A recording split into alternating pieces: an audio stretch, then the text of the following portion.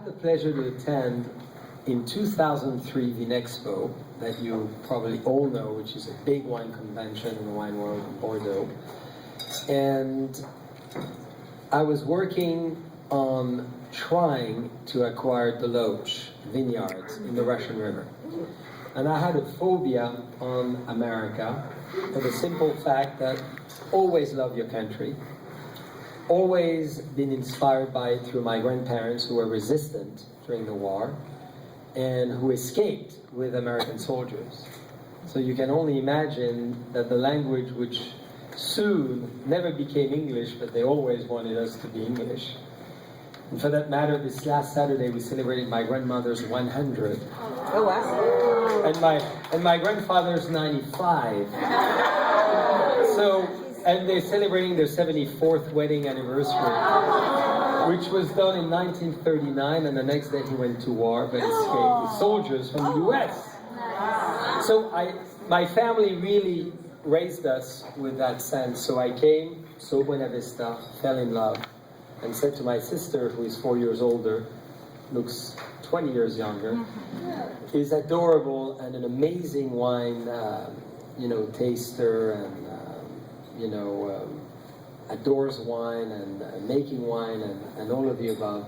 We came here, we love it. So I tried to buy the Loach. It's 2003, so a good friend of mine tells me, well, you're in Bordeaux, come to the Wine Institute party.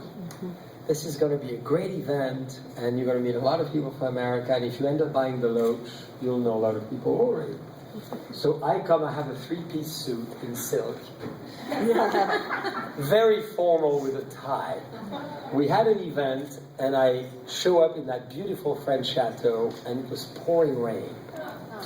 And all the American wineries flew in from the US, so it was already 7 o'clock. They were bringing all the tables in. So dinner started at 9. And I cannot tell you, I met many of your friends and colleagues, and I came to the table where Gina was. That friend of mine introduced me to her mom. It's always good to meet the mother first. She looked at me, who is that stranger? Then her dad gave me a few seconds of an eye contact. Then her sister, and obviously a few people in the Gallo organization, and then suddenly Gina stood up. And those unbelievable blue eyes petrified me. Absolutely petrified me. And as Michela knows, this is women for WineSense. But I think that's important. As Michela, remember, I was a bachelor going around the world in those days, right? And Michela was there. She remembers that event.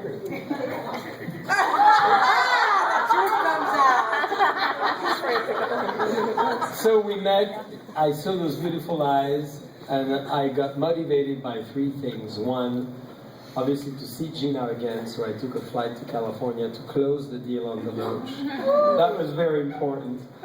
And number 2, to really be inspired even more by your incredible country and the energy that you all represent and the radiation you all inspire. And I think I alluded to that earlier, and we have, a great panel to talk about that. But and the third thing, of course, Laguna Vineyards is between Kistler and the Loach, so I had to know it. So as I went there, I saw Gina, and that was our first kiss. True story. True story. So Gina, maybe you want to tell us, more importantly, I will stop talking now. Not only how you felt, of course,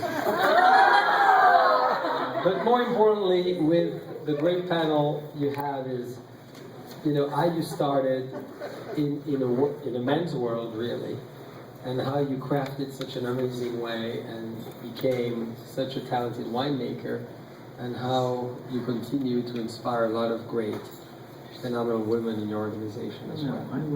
I wish. But thank you, Jean-Charles, very much for those personal words. Well, we don't After share an 11-hour trip from Burgundy.